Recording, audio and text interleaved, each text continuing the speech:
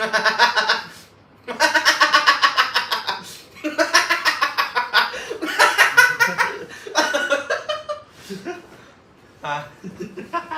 ื่อกี้เป็นแค่ความฝันเหรอทะเลตื่นได้แล้วทะเล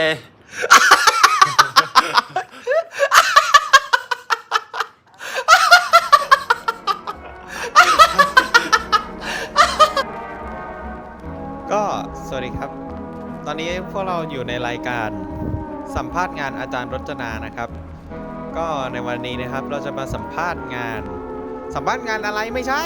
สัมภาษณ์เด็กม.6 สัมภาษณ์เด็กม.6 นะครับสถานการณ์ตอนนี้ว่าเป็นยังไงบ้างแต่ละคนมีที่เรียนกันหรือยังหรือแต่ละคนไม่มีที่เรียนหรือว่ารอประกาศผลหรือยังไงเราก็หรือบางคนมีงานทำแล้วก็เราก็จะมาสัมภาษณ์ดูกันนะครับในหลายๆเสียงหลายๆชื่อเสียงดูกันว่าจะมีใครบ้างเราลองสังเกตจากหน้าจากตาโง่เฮงดูว่าเขาจะไปกันรอดไหมหรือคนเหล่านั้นเขาจะเป็นมิตรกับพวกเราหรือไม่ให้ติดตามกันนะครับเดี๋ยวส่งไปให้นางสาวปวีลิดากับพันธิลามา สวัสดีค่ะตอนนี้เราก็อยู่กับแขกรับเชิญทั้งสองคนแล้วนะคะก็ตอนนี้ก็จะถามว่าคุณสอบติดแล้วหรือยังคะ สอบติดแล้วครับ สอบติดแล้วค่ะติดแล้วโควต้าโรงเรียนค่ะสองคนนี้นะคะก็คือเก่งมากสอบติดตั้งแต่รอบโควต้าแล้วนะคะแต่ว่าก็ถือว่าไม่ใช่เรื่องง่ายเลยใช่ไหมคะก็อยากจะถามว่าช่วงที่ผ่านมาก่อนที่จะรู้ว่าสอบติดแล้วอะค่ะเป็นยังไงบ้างเราทำผ่านอะไรมาบ้างเนี่ยค่ะก็ตั้งแต่รู้ว่าเราจะต้องยื่นโควต้าโรงเรียนเราก็ต้องเตรียมจุดแข็งของตัวเองว่าเราจะไปสู้กับเพื่อนที่แบบว่าเขาที่จะมายื่นที่เดียวกันกับเรายังไงเราก็เลยย้อนเวลาไป9 เดือนเราได้เตรียมตัวก็คือตั้งแต่ระยะเวลาตั้ง9 เดือนนั้นนะคือเราส่งประกวดเก็บผลงานเข้าพอร์ตเพื่อที่จะให้เป็นจุดแข็งที่แบบกรรมการจะได้รู้ว่าแบบเฮ้ยน่าสนใจนะเด็กคนนี้แบบว่าพยายามทุ่มเทอะไรเงี้ยเราก็เลยเตรียมผม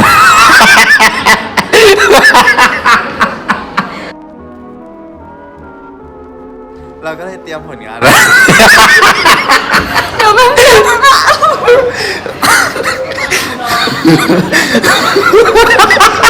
เราก็เลยเตรียมตัวทั้งงานดออิ่งงานประกวดแล้วก็งานคอมโพสที่จะเข้าไปในรอบสัมภาษณ์ซึ่งมันก็ผ่านไปได้ด้วยดีเพราะว่านอกจากเตรียมตัวหนักแล้วมันก็ทำการบ้านมากกว่าคนอื่น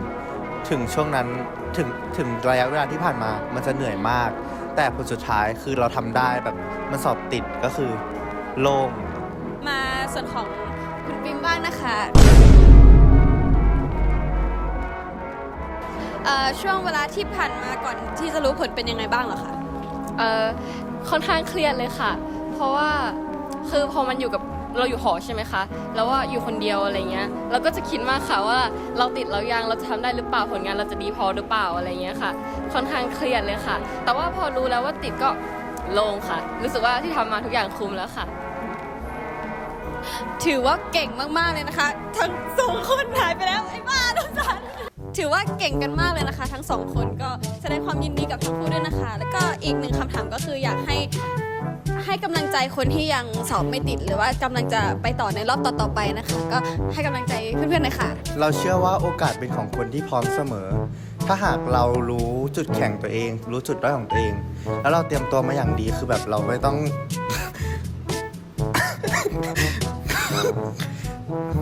เราไม่ต้องกลัวที่จะแบบว่าคิดว่าตัวเองทำไม่ได้อะไรเลยเพราะว่าถ้าเราพร้อมเรามีจุดแข็งอะไรเงี้ยเราสู้เราลุยเต็มที่เพราะยังไงถ้าเราทำได้อะโอกาสมันก็มาเป็นของเราอยู่แล้วใช่สู้ๆก็อยากจะแนะนำค่ะต้องคือก่อนที่เราจะว่าเลือกงานเข้าพอร์ตใช่ไหมคะเราต้องดูค่ะว่ามหาลัยต้องการงานประเภทไหนงานแบบแนวไหนอะไรเงี้ยค่ะแล้วก็หางานแนวนั้นของตัวเองแบบในความเป็นตัวเองออกมาให้เยอะแล้วก็พรีเซนต์ผลงานไปตามที่เราอยากจะพรีอะค่ะเวลาพูดเราต้องมั่นใจแล้วก็พรีทุกอย่างเท่าที่เราจะพรีได้ค่ะบอกทุกอย่างเลยนั่นแหละค่ะแล้วเราก็จะทำได้ดีค่ะสู้ๆค่ะค่ะขอบคุณค่ะ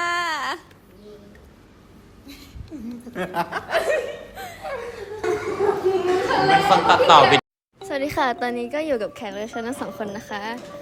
ก็เราจะถามกันเลยนะคะว่าตอนนี้คุณมีที่เรียนกันหรือยังคะยังไม่มีค่ะยังไม่มี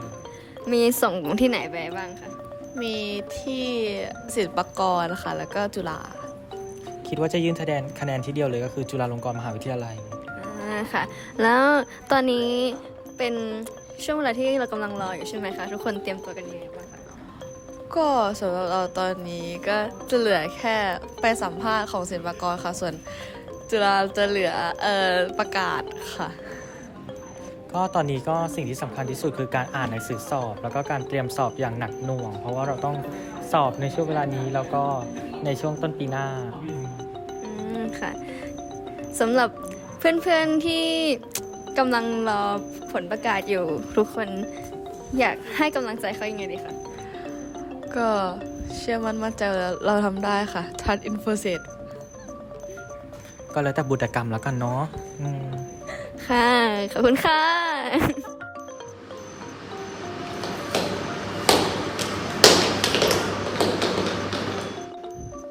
ใช่แบบสู้แบบนี้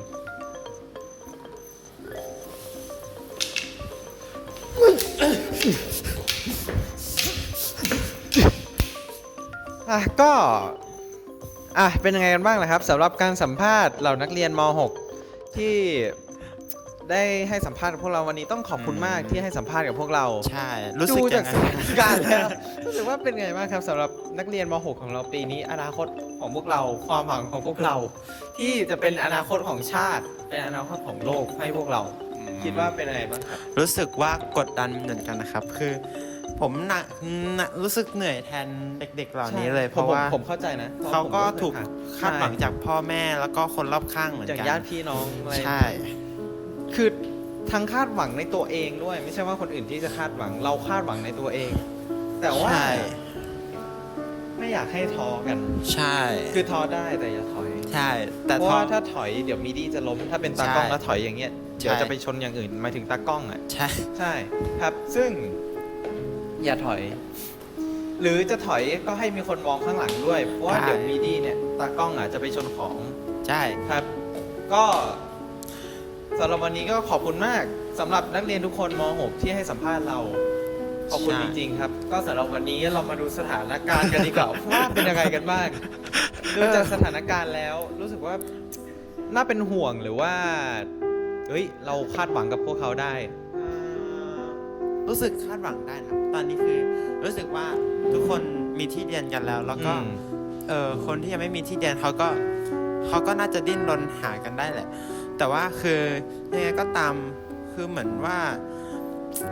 ไม่ได้น่าเป็นห่วงขนาดนั้น เพราะว่าเราก็เก่งกันอยู่แล้ว เพราะว่านักเรียนแผนศิลปกรรมเนี่ย ใช่นักเรียน มีความ เก่งกันอยู่แล้ว เก่งกาจมาก ใช่ เก่งที่สุดในประเทศเลย ใช่ ใช่ เราเป็นผู้ชนะ10 ทิศ ใช่ ในตำนานเคยบอกว่าผู้ชนะนะครับ มักจะเป็นคนที่ทำให้คนอื่นแพ้ แต่ว่านักเรียนสาธิตเนี่ยหรือนักเรียนแผนการเรียนศิลปกรรมเนี่ยชนะตัวเองเราไม่ได้ทำให้คนอื่นแพ้ แต่ก็ประมาทไม่ได้นะครับเพราะว่า ใช่ ช้างเผือกมาจากหลายที่ ใช่ หลายทิศทางม้ามืดหรือช้างเผือกก็แล้วแต่ เราดูจากสถานการณ์แล้วค่อนข้างที่จะโอเค แค่ไม่ประมาทก็พอ ใช่ สำหรับวันนี้ขอบคุณนักเรียนทุกคนมากที่ให้สัมภาษณ์กับพวกเรา